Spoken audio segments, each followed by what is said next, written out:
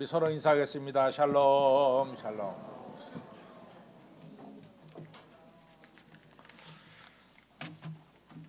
우리가 이제 그 전환점이라는 이야기를 종종 하게 되는데 영어로 말하면 이제 터닝 포인트가 되겠죠. 근데 이제 전환점의 정확한 정의를 좀 내려보면은 이 전환점을 기점으로 해서 그 전과 그 후가 확실히 달라야지 그게 전환점입니다. 전환점이라고 말해놓고 전하고 후하고 별로 다른 게 없다. 그러면 그거는 전환점이라고 말할 수는 없을 것입니다.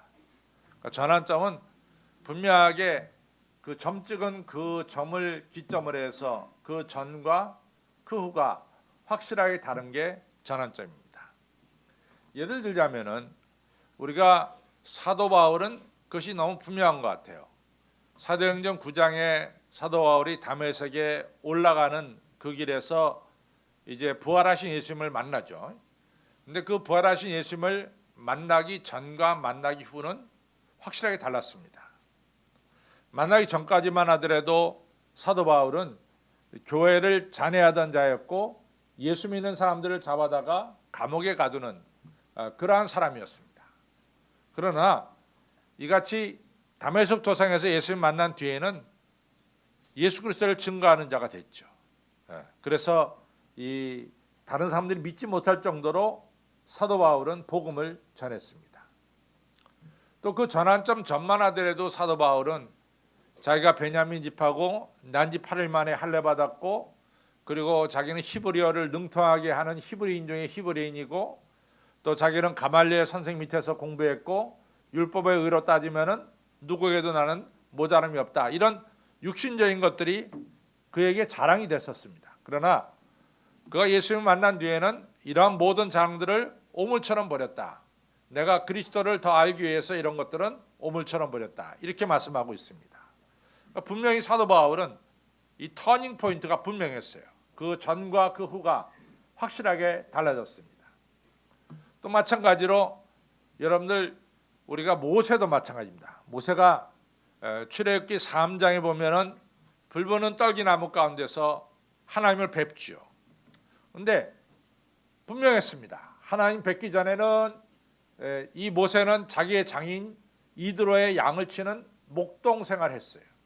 그러나 출애굽기 3장에서 모세가 이 떨기나무 가운데서 하나님 만난 뒤에는 그 다음에는 애굽에 들어가서 이스라엘 백성들을 해방시키는 새로운 일을 하게 됩니다. 그러니까 확실히 출애굽기 3장은 모세에게 있어서 터닝 포인트입니다. 오늘은 우리가 좀 야곱에 대해서 이야기하려고 합니다. 우리가 야곱에 대한 이야기가 사실은 성경에 상당히 많이 나옵니다. 야곱이 창세기 25장에서 출생을 해요.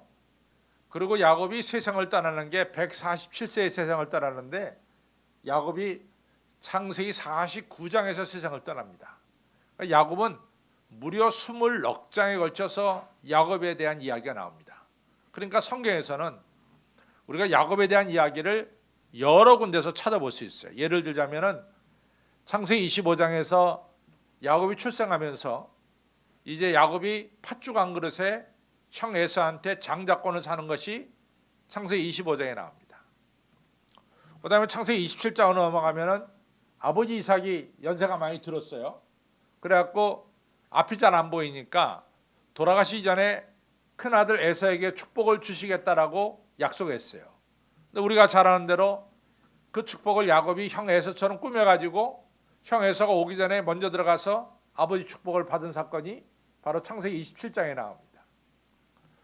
그 다음에 야곱 하면은 우리가 꼭 기억나는 게 뭐가 있냐면 이제 베델 루스라고 하는 곳에서 하늘이 열리고 사닥다리가 내려지고 천사가 오르락내락하고 위에서는 하나님께서 나는 너희 조부 아브라함의 하나님이요 네 아비 이삭의 하나님이다 이러면서 하나님 만난 장면이 바로 창세기 28장에 나옵니다. 그리고 오늘 여러분과 제가 읽은 창세기 32장 약복강가에서 하나님의 사자와 씨름한 것도 우리가 성경을 읽는 분들은 다 기억하고 있는 중요한 장이 창세기 32장입니다. 근데 이같이 야곱에게 여러 가지 중요한 사건이 많았지만은 정말로 야곱을 이 새롭게 만든 사건, 야곱의 인생에 있어서 야곱의 전환점, 그 전환점이 어디냐? 그러면 바로 야곱의 전환점은 창세기 32장이 전환점입니다. 왜 그러냐? 여러분들 아시다시피 창세기 28장에 이 루스에서 이 사닥다리가 내려지고 그 다음에 하나님을 만난 사건은 야곱의 생애에 있어서 아주 잊지 못할 중요한 사건입니다. 참 그 사건은 굉장히 중요한 사건이었어요. 왜냐하면 하나님께서 야곱에게 네 누운 땅을 내가 너한테 다 주겠다. 그 다음에 네 자손을 바다의 모래알처럼 하늘의 별처럼 많게 하겠다. 그 다음에 가장 중요한 것은 네가 이 고향 브에세바로 돌아올 때까지 내가 너를 지켜주고 보호해준다. 이런 약속을 했어요.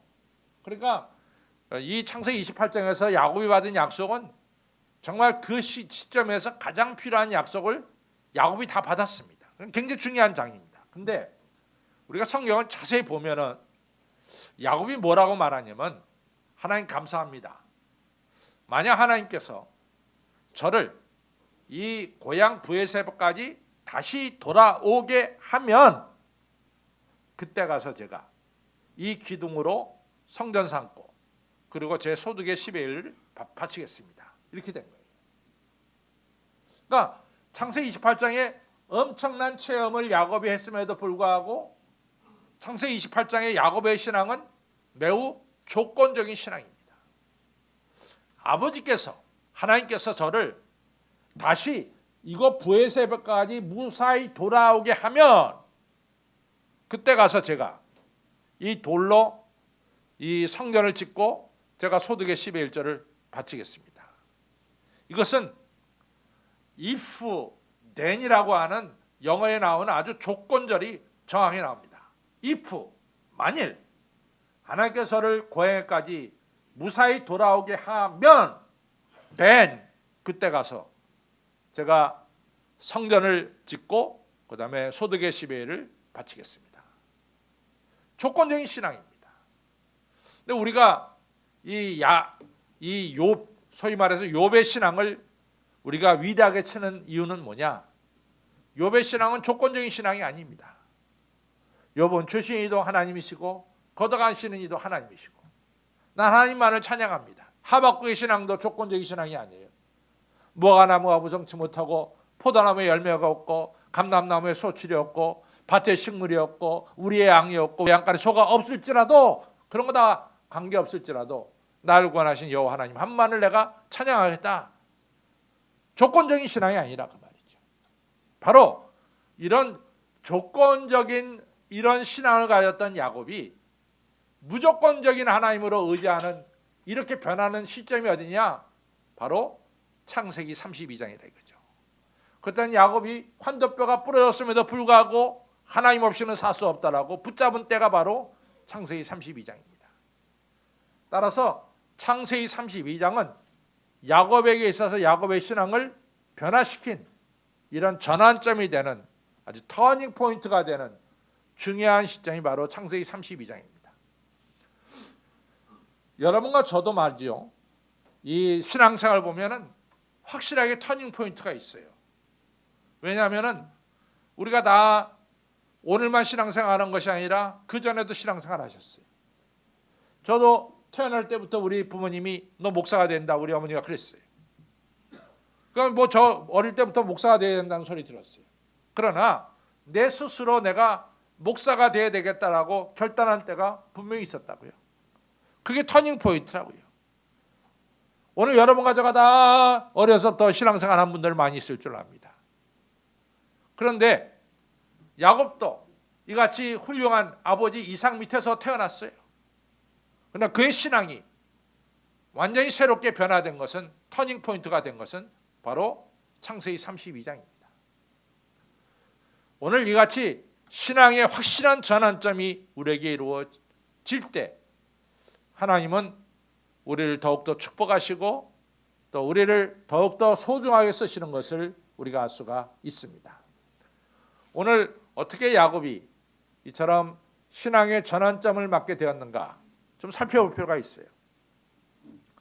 야곱은요 상당히 이 머리가 좋으신 분이고 또 분명한 계획이 있는 분입니다. 우리가 성경을 보면 야곱에게 있어서 야곱은 가장 중요한 게 뭐고 덜 중요한 게 뭐고 그 다음에 자기가 잃어버려도 될 것이 뭔가를 야곱은 정확하게 나눴어요. 그래서 야곱이 이제 고향으로 돌아온다 그럴 때 20년 전에 형 에서가 받아야 될 축복을 야곱이 받았단 말이죠. 근데 형 에서가 그걸 잊지 못하고 있어요. 동생 야곱이 온다니까 군대 400인을 거느리고 야곱 죽이러 간 거죠. 나오는 거죠. 그 소식을 야곱이 들었습니다. 그때 야곱이 분명하게 세 부분을 나눕니다. 첫 번째 나눈 게 뭐냐면 그가 20년 동안 외삼촌 라반 집에서 얻은 재물이에요. 이 재물을 첫 번째로 형 에서에게 보내서 형 에서가 이 재물을 받아서 마음이 누그러지면 좋다. 첫 번째 재물입니다. 두 번째는 뭐냐? 두 번째는 자기 가족입니다. 가족을 갖다가 두 번째 서게 했어요. 마지막은 뭐냐? 자기 자신이에요. 누가 뭐라 해도 자기가 제일 중요해. 그러니까 이같이 분명하게 야곱은 가장 중요한 게 누구고 덜 중요한 게 뭐고 세 번째로 중요한 게 뭐고 야곱은 아주 정확했습니다. 그래서 첫 번째는 재산, 두 번째는 가족, 세 번째는 자기. 그래서 야복강을 재산 먼저 건너게 하고 그 다음에 가족 건너게 하고 마지막 자기 혼자 남았어요. 바로 야곱이 혼자 남았을 때 하나님께서 야곱을 치신 거예요. 찾아온 거예요. 그래서 야곱이 홀로 남았을 때 바로 야곱은 하나님과 1대1의 만남을 거기서 가지게 되는 거죠. 우리가 성경에 보면은 대개 하나님께서 우리의 인생을 새롭게 전환시킬 때는 우리가 홀로 남을 때 전환시킵니다. 아브라함이 믿음의 족장, 복의 근원이 되는데 가장 중요한 게 뭐냐? 너는 본토, 친척, 아비 집을 떠나 내가 내게 지시할 땅으로 가라. 너를 둘러싸고 있는 세상의 울타리를 벗어나서 너 혼자 이같이 가나안 땅으로 가다가 바로 그때 아브라함은 하나님을 만나서 하나님의 사람이 되는 이런 전환점이 거기서 이루어지고 있습니다. 요셉도 사실은 요셉이 하나님께 꿈을 축복을 받은 때가 요셉의 나이 17살이에요. 그때 볕단들이 요셉에게 절하고 그 다음에 해와 달과 별들이 요셉의 별에게 절했어요. 벌써 엄청난 사인을 받을 때는 17살 때 받았어요. 꿈을. 근데 그때 요셉이 인생의 전환점이 되느냐? 그렇지 않습니다. 요셉이 17살에 그러한 하나님으로부터 계시를 받았지만은 요셉이 전환점을 이룬 것은 요셉이 홀로 애굽 땅의 노예로 팔려가서 보디발 집의 노예로 일했죠. 억울하게 누명을 쓰고 시위대 대장들의 감옥에 갇혔죠. 그러고 나서 요셉이 이 꿈을 잘 해몽해서 이제 이 애굽의 총리 대신이 됩니다. 바로 그때입니다. 요셉이 홀로 있을 때 바로 하나님을 1대1로 만나는 체험이 바로 그때 있었어요. 그래서 출애굽기 창세기 35장에 보면은 요셉을 팔아보는 형들이 창세기 45장에 가서야 총리 대신이 바로 자기 동생 요셉이란 걸 알아봐요. 그 전까지는 못 알아봅니다. 창세기 45장에 가서 이 형들이 요셉을 드디어 알아보게 되면서 겁에 질려 있었어요. 우리가 저 동생을 팔았는데 저 동생이 지금 실권자가 됐는데 우리를 해야 하지 않을까? 이런 걱정을 가졌어요. 그때 요셉의 말이 아주 중요합니다. 형들이여 두려워하지 마소서. 나를 잃어버리신 분은 형들이 아니라 하나님이십니다. 하나님이 큰 구원을 이루시기 위해서 저를 이 땅에 보내셔서 형의 가족과 형의 자손들을 하나님께서 구원하시려고 저를 보내셨습니다. 놀라운 고백을 하게 되는 겁니다. 자기가 애굽 땅에 팔려온 것은 하나님의 섭리였다, 하나님의 축복이었다, 이런 중요한 고백을 하게 되는 거죠. 이런 체험도 요셉은 홀로 애굽 땅에 노예로 팔려와서 홀로 하나님과 1대1로 만나면서 그 역사가 이루어진 겁니다. 여러분들, 우리들은요 가끔 말이죠, 우리의 신앙이 그룹의 신앙처럼 여겨집니다. 여러분들 믿는 사람들 이게 보면은 무슨 얘기를 하냐면은, 저는 저 여의도에 있는 순복음교회 다닙니다. 그럼 순복음교회 신앙이 자기 신앙처럼 대변할 때가 있어요. 그렇지 않아요. 왜 순복음교회 신앙이 자기 신앙이냐고. 우리는 그룹의 신앙이 아닙니다.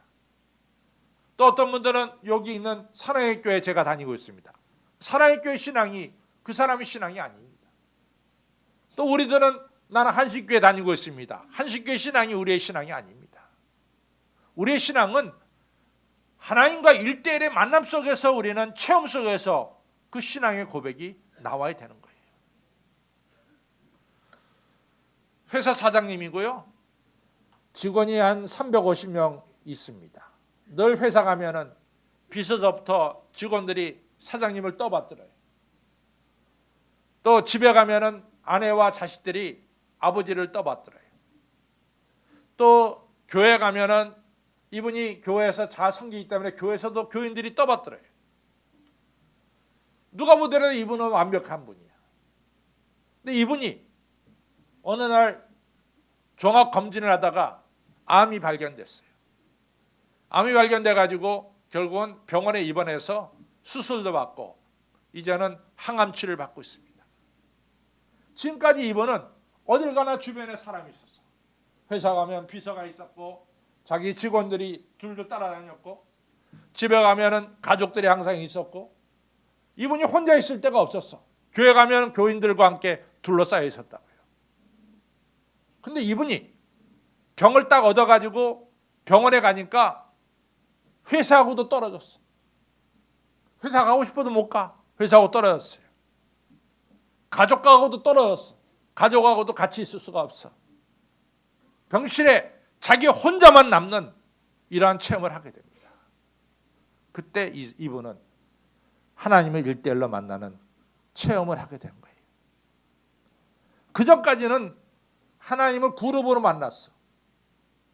자기가 1대1의 체험이 없었대도 병원에 가서 혼자 떨어졌을 때만이 그는 하나님을 1대1로 만나는 귀중한 체험을 하게 되는 거죠. 신앙은 그런 거예요. 오늘 옆에 여러분들이 누가 앉았든 전혀 상관없습니다. 이 시간 여러분들이 예배드릴 때는 우리 주님을 이 자리에서 1대1로 만나는 이런 체험이 있어야 돼요. 그룹의 신앙이 아니래요. 우리 신앙은 여러분과 저는 주님과 정면으로 만나서 1대1로 만나는 이런 체험, 이게 우리 인생이에요. 여러분과 저는 혼자 왔다가 또 갈 때도 혼자 갑니다. 우리가 그룹으로 이렇게 온 게 아니에요. 우리는 다 각자 혼자 왔어요. 또 갈 때도 혼자 갈 줄로 압니다. 우리 같이 가는 거 아닙니다.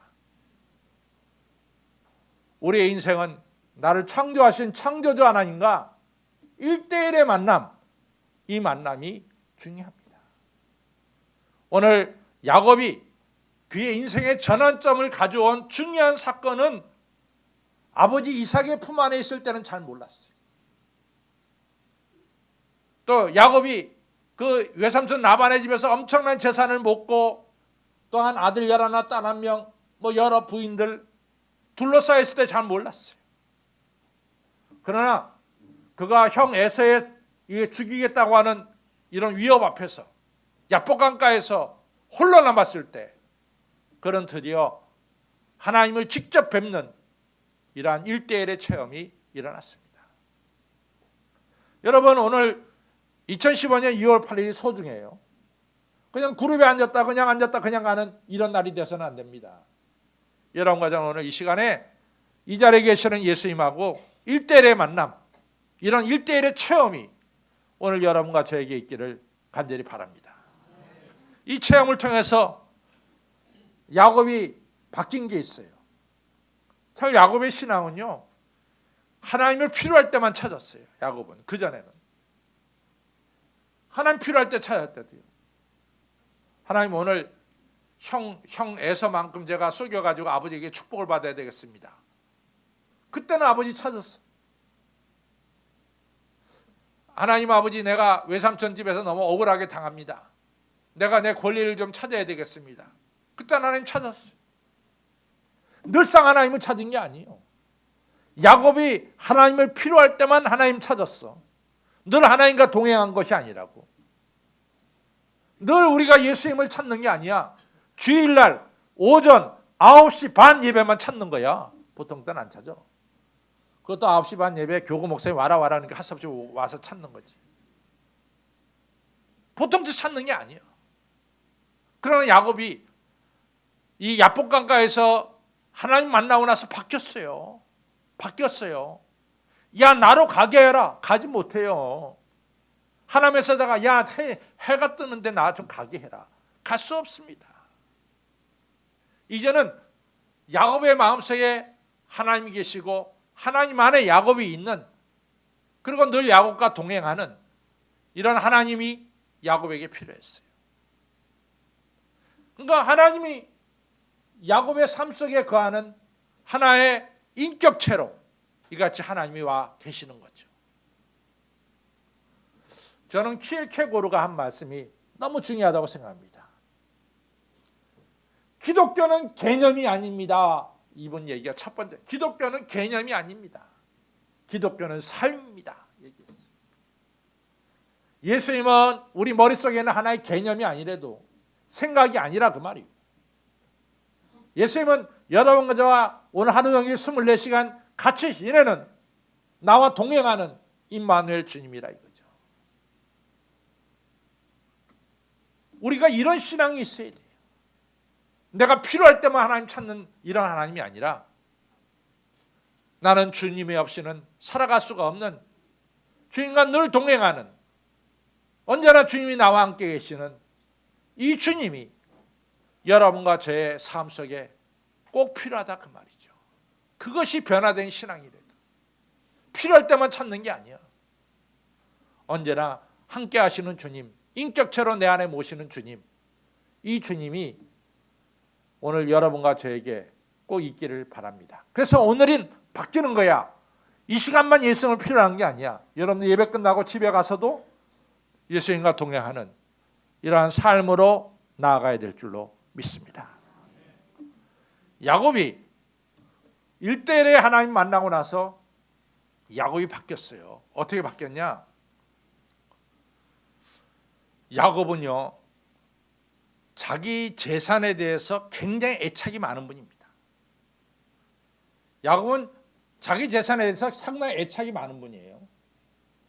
그래가지고 사실 야곱이 외삼촌 라반의 집에 갔을 때 정말로 빈털터리로 갔어요. 왜냐하면 외삼촌이 야곱을 거둬들이지 않으면은 야곱은 사실 갈 데가 없잖아요. 그 동네에서 쫓겨났는데 그게 어디 가요? 추방당했는데 어딜 가겠어요? 그게 뭐 성경이 완곡하게 표현해서 그렇지 그 마을에서 야곱을 쫓아낸 거예요. 너는 못된 놈이다. 어떻게 형이 받아야 될 축복을 네가 받냐? 이래가지고 내보낸 거란 말이죠. 그러니까 야곱이 외삼촌이 거둬들일 수밖에 없어요. 외삼촌 집에 갔잖아요. 그래서 이제 혼자 간 야곱이 이같이 이 라헬과 레아, 그 다음에 비라와 실바를 통해서 그때까지만 하더라도 아들 11명, 딸 1명을 낳았어요. 엄청난 감을 이뤘다고. 그렇죠? 그때 야곱이 이제는 이 많은 가족이 있으면 자기가 어디 가서든지 먹고 살 수 있으니까 외삼촌 집을 떠나려고 그랬어요. 그때 뭡니까? 외삼촌이 말렸잖아요. 가지 말아라. 그리고 그러니까 이제 야곱이 얘기한 거예요. 외삼촌이 자꾸만 나한테 임금을 주겠다고 하고 제대로 안 주니까 나 외삼촌 믿을 수가 없습니다. 이제는 내가 일한 거에 대한 정당한 대가를 받고 싶습니다. 이러면서 외삼촌하고 임금에 대해서 서로 딜을 하잖아요. 그럼 결정난 게 뭡니까? 이제 앞으로 얼룩지고 점진 것들은 양들과 염소는 네 것이 된다. 이렇게 됐잖아요. 야곱이 얼마나 악착 같아. 이 얼룩지고 점진 양을 갖기 위해서 실한 양과 실한 염소를 흐르는 개천에다가 신풍나무, 단풍나무 이 껍질 벗겨가지고 거기다 세워놓고 거기서 실한 양들을 교미하게 했잖아요. 그래서 어떻게 하면은 더 많은 건강한 이러한 얼룩지고 이같이 점진 양들이 태어날까? 염소가 태어날까? 야곱이 나름대로 연구했어요. 성경에 보면 야곱인 비실비실한 양들은 절대로 거기 데려가지 않았어요. 건강한 양들만 데려갔다라고 얘기했어요. 그만큼 야곱은 자기 재산에 대해서 악착 같은 사람이에요. 나는 재산을 벌어야 되겠다는 사람이야.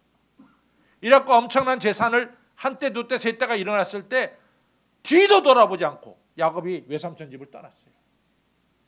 야곱 생각에 더 있다가는 이 재산 다 뺏길 것 같아. 그러니까 요 시점에서 떠나야 되겠다고 떠났어. 외삼촌 모르게 떠났어요. 한밤중에 떠났다고. 재산이 잃어버릴까 봐. 그 외삼촌이 따라왔잖아. 너 왜 나 그렇게 가냐. 이렇게 된 거 아니에요. 이만큼 야곱은 자기 재산에 대해서 애착이 많았습니다. 애착이 많았어.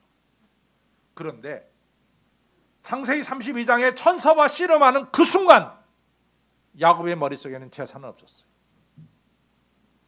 야곱의 머릿속에는 재산이 없었대도 오직 하나님 한 분밖에 없었어. 하나님만 붙잡는 거야. 야곱의 머릿속에는 재산 다 생각이 없어져 버리고 말았어. 오직 주님 한 분밖에 없어요. 주님이 저를 축복하지 않으면 저는 갈 수 없습니다. 그 양떼와 소떼가 물속에 빠지든 뭐 어떻게 되든 강도에 맞던 거 다 상관없는 거야. 오직 주님이 나를 축복하지 않으면 나는 떠날 수가 없습니다. 그 머릿속에 야곱의 가족도 생각이 없었어요. 야곱은 오직 하나님 앞에 하나님이 저를 붙들어 주시지 않으면 저는 갈 수가 없습니다. 이렇게 된 거죠. 이것이 변화된 거래도 우리의 삶 속에 정말로 주 예수보다도 더 귀한 분은 없습니다. 이러한 분명한 신앙 고백이 나올 때 이때가 우리의 인생의 전환점이요. 주 예수보다도 더 귀한 분은 없습니다. 내가 지금까지 물질 위해 살았지만 물질도 잃어버려도 돼. 내가 지금까지 내 가족 아니면 꼼짝을 못했는데 가족보다도 주님 없이는 살 수가 없습니다. 이런 확실한 주님과의 만남, 주 예수보다도 더 귀한 분이 없다고 하는 분명한 신앙 고백, 이것이 바로 분명한 전환점이 되는 거죠. 여러분들 참 중요한 이야기가 나와요. 우리 교회 계단이 이렇게 있는데 계단을 오르내리면서 여러분들 절대 넘어지지 마세요. 난 여러분들 다치는 거 정말 싫습니다. 근데 베개 하나 누가 내려와서 넘어졌어. 다리가 부러졌어. 아니 한신교회는 어떻게 이같이 계단을 이렇게 해서 넘어지게 만드냐고 이렇게 얘기할 수 있다. 근데 오늘 성경은요, 이건 아예 하나님의 사자가 다윗을 쳐버렸어. 다윗이 환도뼈가 위골된 것은 뭐 자기가 걸어가다 스스로 넘어져서 위골된 것도 아니야. 그냥 하나님의 사자가 때려버린 거야. 그러니까 위골돼 버렸다고. 하나님 만나기 전엔 야곱이 멀쩡했어요. 만나면서 하나님과 씨름하면서 환도뼈가 부러졌대도 얼마나 아프겠어요. 근데 야곱은 개의치 않습니다. 환도뼈가 부러지고 나서도 야곱은 하나님께 매어달렸어요. 하나님 저 축복하지 않으면 저를 떠날 수가 없습니다. 내 건강보다도 나는 하나님이 더 소중합니다. 이것이 야곱이 변한 거예요. 여러분, 여러분의 생명보다도 내 건강보다도 우리 주님이 더 소중합니다. 이것이 바로 우리의 인생이 변화되는 변환점이 되는 거죠. 물질보다도 가족보다도 내 건강보다도 예수님이 더 소중합니다. 이렇게 될 때 야곱에게는 사실은 영원한 흔적이 남아요. 네 이름은 이제는 야곱이 아니라 이스라엘이다. 그다음 어떻게 보면은 야곱이 절룩거렸다는 것은 야곱이 하나님을 만났다는 하나의 표식이야.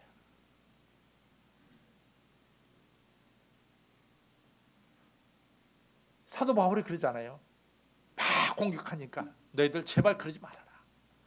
갈라디아 6장 17절에 내 몸에 말이야, 내가 하나님 만난 큰 적이 있어. 더 이상 그러지 마. 야곱의 환도뼈가 부러지고 절룩거린 것은 야곱이 하나님을 만났다는 확실한 증거예요. 사도 바울에게 찌르는 가시가 있었다는 것은 그것은 바로 이 사도 바울이 축복받는 하나의 증거였다고 말이죠. 야곱은 변했습니다. 성도 여러분, 우리에게 이런 신앙이 좀 필요하다고. 변화된 신앙이. 적당하게 믿으면은 우리는 정말로 하나님의 그러한 엄청난 축복을 받지를 못해요. 적당히 믿으면. 여러분과 저는 주 예수보다도 귀한 분은 없습니다. 주 예수가 가장 소중합니다.